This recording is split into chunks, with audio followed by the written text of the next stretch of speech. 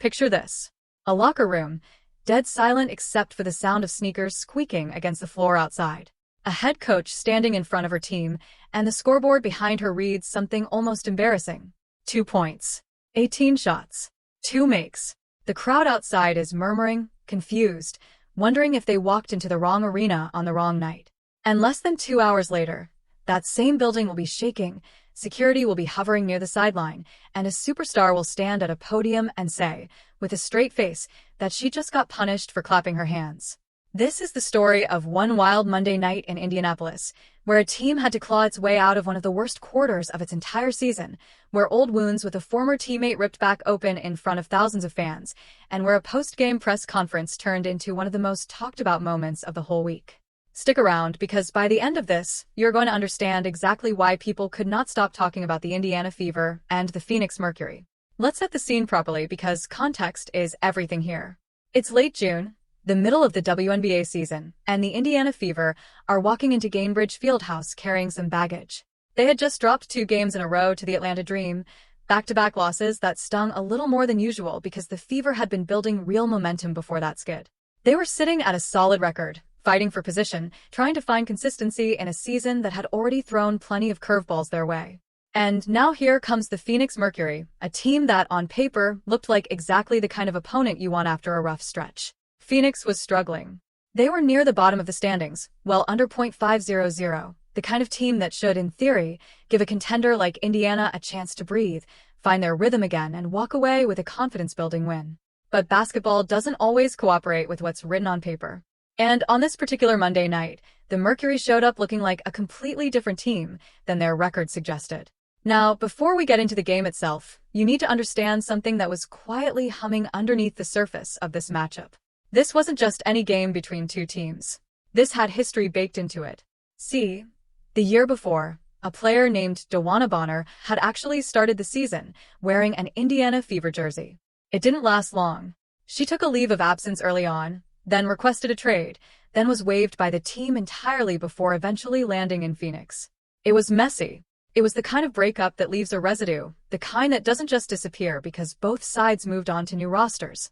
So when the schedule makers put the Fever and the Mercury on a collision course, with Bonner walking back into the building she once called home, you could almost feel the tension building before a single basket was even scored. And there was another quiet subplot too. Indiana had brought in a new piece over the offseason, a veteran forward named Monique Billings. Billings had been on quite a journey throughout her career, starting with 6 seasons in Atlanta, then bouncing through stops with other teams, including, of all places, a stint with the very same Phoenix Mercury organization she was about to face. She'd been part of that Mercury roster before an expansion draft sent her elsewhere, and now, just months after signing with Indiana as a free agent, she was about to step onto the court against the franchise that once had her on its roster. Funny how this league works sometimes. Everybody's connected to everybody. So with all of that simmering in the background, the lights came on, the anthem played, and the ball went up. And immediately, things did not go the way Indiana wanted. The first quarter was, to put it bluntly, a disaster for the home team. Phoenix came out aggressive, attacking, finding seams in the Fever's defense, while Indiana looked stuck in mud on the other end. The shots weren't falling. Drives that usually opened up just weren't there. Possession after possession ended in a contested miss or a turnover, and you could see the frustration creeping onto the Fever bench. By the time the first quarter buzzer sounded, the numbers were almost hard to believe. Indiana had shot 2 for 18 from the field. 2 makes. 18 attempts. They'd turned the ball over 7 times. And they trailed 19-6. 6 points. In an entire quarter. It was, by some counts, the lowest scoring quarter the franchise had produced in 8 years. 8 years. Think about that for a second. Out of all the games, all the cold shooting nights, all the rough patches over nearly a decade, this particular 12 minutes ranked at the very bottom. Caitlin Clark, the Fever's star point guard, didn't sugarcoat it afterward. She would later call that opening quarter flat-out embarrassing. And honestly, looking at the box score, it's hard to argue with her. The ball wasn't moving. Guys, or rather, the players, were settling for tough jumpers instead of attacking downhill. The spacing was off. Everything that usually makes Indiana's offense hum was missing, replaced by stagnant possessions and a Mercury defense that smelled blood in the water and kept attacking. On the sideline, head coach Stephanie White was watching all of this unfold, and you could tell something needed to change, and fast. She would later describe the team's energy in that opening stretch as simply low.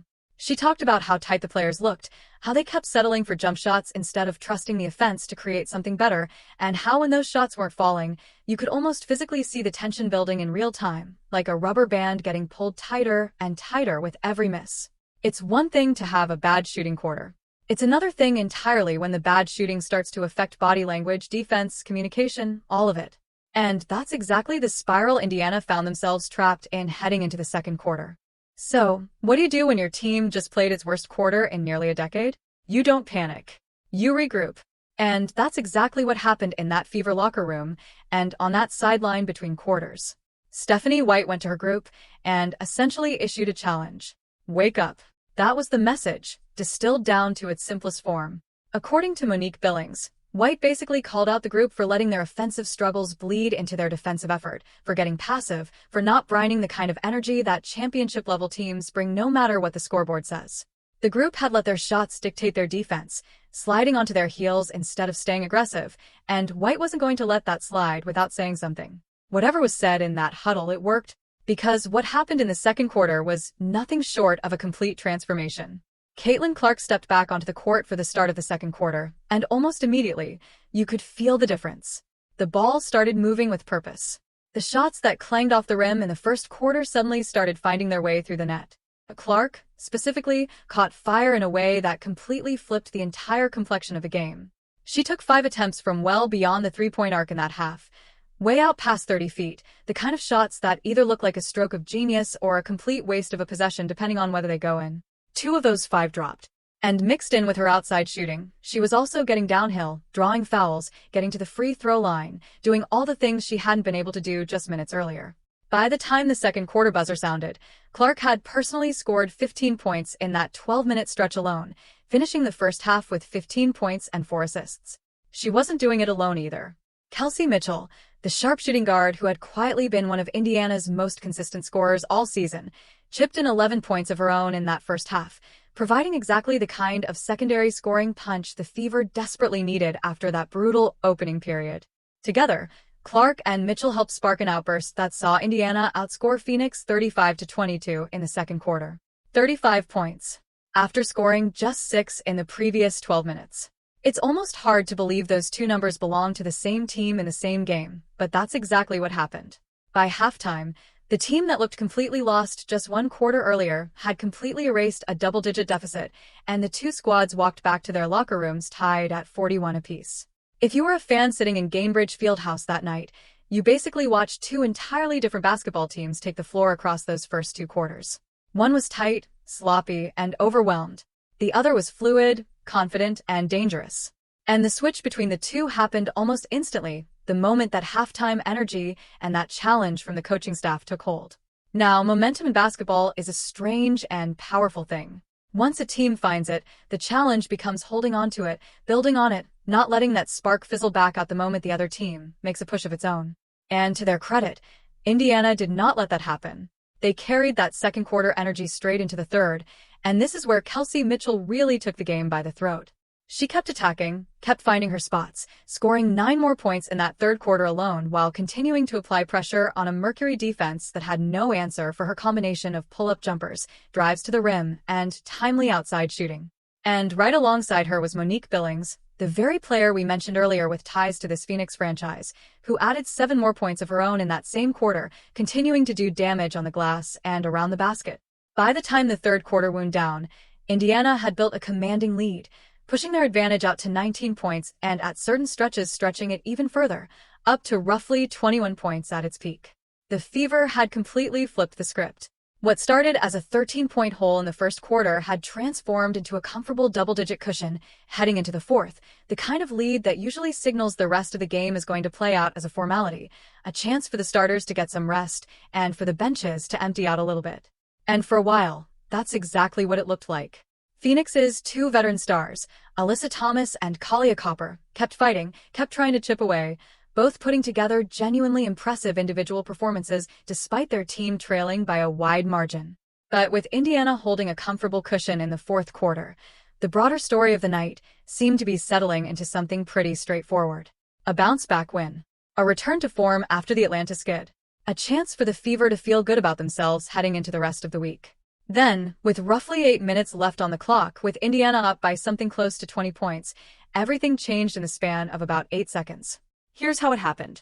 Caitlin Clark and DeWanna Bonner, the very same Bonner with that complicated Indiana history we talked about earlier, found themselves tangled up while jostling for position on the floor. It's the kind of physical, jockeying for space moment that happens dozens of times in every single basketball game, usually completely unremarkable, the kind of thing that gets a foul call and nothing more. But this time, as the whistle blew and Clark was called for the foul, words started flying between the two of them. Not just a quick exchange either. Real words, real intensity, the kind of moment where you can see body language shift on television, even if you can't quite make out exactly what's being said.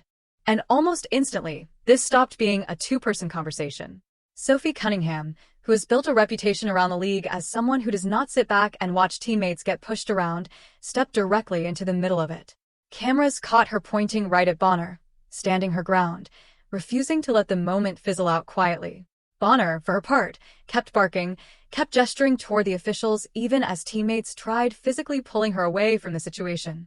And then Alyssa Thomas, who happens to be Bonner's fiancée as well as a Mercury teammate, rushed in to defend her partner, adding another layer of intensity to an already heated scene.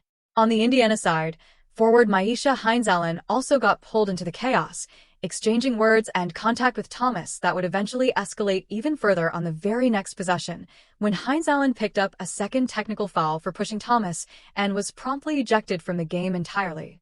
By the time officials finally restored order, the box score told the story of just how chaotic those 8 seconds had become. Technical fouls were handed out to Sophie Cunningham, to DeWanna Bonner, to Alyssa Thomas, to Caitlin Clark, and 2 separate technicals to Myisha Hines-Allen, the second of which sent her to the locker room early. 5 different players, 6 total technical foul calls, all stemming from one tangled-up sequence that started as a routine foul call and ended with players being separated, fans on their feet, and a Gainbridge Fieldhouse crowd that had completely shifted its attention away from the actual score of the game. But here's the detail that really set social media on fire that night, the one that turned this from just another on-court scuffle into something people were still talking about days later.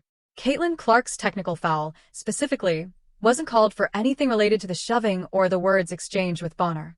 According to what officials told her on the floor, her technical was issued for clapping her hands. That's it.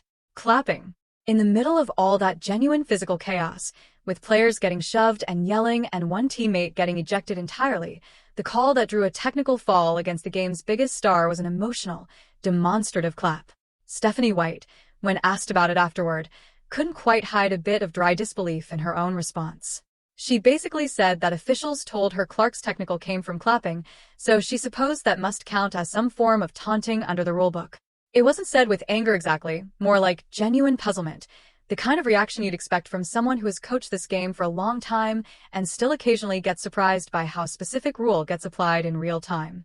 Now, before we get to exactly what Clark herself had to say about all this, let's pause and talk about why this technical foul mattered so much beyond just that single moment. In the WNBA, there's a rule tied directly to technical fouls accumulated across a season. Once a player hits a certain threshold, for technicals trigger a financial fine, but it's the 8th technical foul in a single regular season that triggers something far more serious, an automatic 1-game suspension. And every technical after that first suspension brings another one along with it. This was Clark's 5th technical foul of the season. 5th. With well over half the schedule still remaining on the calendar. Suddenly, a number that sounds abstract and bureaucratic, technical foul number 5, starts feeling a lot more real when you realize she's now just 3 away from sitting out a game entirely, a game that could come at any point over the next several weeks, against any opponent, at any moment. So when the Fever finally escaped with an 86-77 win, closing out a game that had swung from embarrassing to dominant to chaotic all in the span of about 2 hours, the real story wasn't actually finished. Because everybody knew the post-game press conference was going to be must-watch. And it absolutely was. Picture the setup. A small media room just off the court, cameras and recorders pointed toward a table, reporters leaning forward with notebooks ready, because everyone in that room knew exactly which questions were coming. First up, head coach Stephanie White, fielding questions about both halves of this wild night, the early struggles and the late chaos.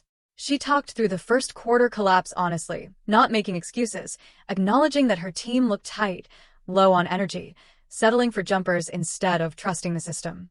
She talked about the turnaround too, crediting her players for responding the way they did once the second quarter started. But inevitably, the conversation turned toward that fourth quarter scuffle, and this is where White struck a tone that managed to be both understanding and firm at the same time. She acknowledged that she felt the officials handled the situation reasonably well once things boiled over, getting control of a chaotic moment relatively quickly. But she was also clear that her team needs to find a way to have those emotional moments and then regroup, playing with poise and composure rather than letting things escalate further. "It can't continue happening," she said, a quiet but pointed message to her own locker room as much as anyone else. Then came Caitlin Clark's turn at the microphone, and this is the part of the press conference that ended up everywhere online within hours. She didn't hold back. Asked directly about the technical foul, about getting penalized in the middle of an already chaotic sequence for something as simple as clapping her hands, Clark let her frustration show in a way she usually keeps a bit more controlled. She called the whole situation ridiculous, flatly stating that she'd gotten a technical foul for clapping, and then, with a mix of sarcasm and genuine exasperation, suggested that the league should just go ahead and mark a calendar date in advance for whenever she eventually gets suspended, since apparently even clapping can now draw a technical. She said she'd specifically asked one of the game officials, identified as Gerda Gatling, what the technical was actually for, and was told, point blank, that it was for clapping. Which led Clark to argue that if any technical foul deserved to be wiped off the books entirely, it should be that one, specifically because of how flimsy the reasoning behind it sounded. But she didn't stop there. Clark went further, raising a broader question about consistency. She wanted to know why, in the exact same chaotic sequence involving multiple players from both teams, she was the one who drew a technical for an emotional reaction while other players involved in that same tangled-up moment didn't receive the same treatment in that specific instance. She suggested that if officials were going to hand out technicals for emotional displays, maybe everyone caught up in that moment should have received one, rather than picking and choosing. And she made it clear, in no uncertain terms, that this controversy wasn't going to change how she plays the game moving forward. She said she intends to keep playing with the same emotion and the same passion that has defined her game since college, technical fouls or not. If the league wants to keep calling things that way, she said, essentially that's their choice to make, but it isn't going to change who she is as a competitor. It was a remarkably candid moment from one of the most scrutinized athletes in the entire sport, someone who already deals with an enormous amount of attention on every single possession she plays, now publicly calling out a specific official by name and openly questioning the fairness of a call that could eventually cost her playing time later in the season. Reporters in that room knew immediately that those comments were going to generate headlines, and they were right. Within hours, this exchange was being clipped, shared, and debated across basically every corner of the basketball internet. Meanwhile, away from the cameras focused squarely on Clark, there were other important voices in that locker room with their own stories to tell about this particular night. Monique Billings, who quietly authored one of the best individual performances of her season, finishing with 14 points and 10 rebounds for her first double-double since joining the Fever and the 18th double-double of her entire 9-year professional career, spoke about that pivotal halftime turnaround from a player's perspective. She confirmed exactly what we mentioned earlier, that the coaching staff had directly challenged the group's energy after that miserable opening quarter. She admitted the team had simply come out flat, allowing their cold shooting on offense to bleed directly into their effort and intensity on defense, leaving them passive and on their heels instead of attacking with the kind of urgency that had defined Indiana's better stretches all season. The message from the bench, in her words, was simple: time to wake up. And the response, as we already know, was about as emphatic a wake-up call as a team could possibly deliver, outscoring their opponent by 13 points over the final 36 minutes of basketball after that disastrous start. And then there was Sophie Cunningham, who, despite being one of the central figures in that fourth quarter scuffle, the one who physically stepped into the middle of the confrontation and stood face-to-face with Bonner, approached the entire situation afterward with a surprising amount of calm. Asked specifically about her role in the altercation and what it felt like being right in the thick of it, Cunningham basically shrugged the whole thing off. She said it was fine, that moments like that are sometimes just a natural part of competitive basketball, and that overall, she felt her team had kept their composure despite the chaos. She did admit that, in hindsight, the group probably could have de-escalated things a little bit sooner than they did. But at the end of the day, her message was about moving forward, not dwelling on it, focusing on the fact that Indiana had found a way to keep their heads enough to finish the game and secure the win, which she framed as exactly the kind of response the team needs going forward whenever situations like this arise again. So when you step back and look at the entire night as one complete story, you start to see just how many layers were packed into a single regular season basketball game. You had a historically bad opening quarter, one of the worst in nearly a decade for this franchise, immediately followed by one of the best offensive bursts of the entire season just one quarter later. You had a veteran forward quietly putting together one of her best individual games as a member of her new team, against the very franchise that used to employ her. You had old wounds between a player and her former team reopening in real time, spilling out into shoving, pointing, and ejections in front of a packed crowd. And you had the league's biggest star, fresh off another 20-plus point performance, standing at a podium afterward, openly questioning the fairness of officiating in a way that immediately became one of the most discussed soundbites of the entire week, all because of a single, simple clap of her hands. And here's the thing. This story wasn't actually finished when that press conference ended, because these two teams, Indiana and Phoenix, were scheduled to face off again just 2 days later, on that very same court, with all of these storylines still completely raw and unresolved. The technical foul controversy. The lingering tension between Bonner and her former team.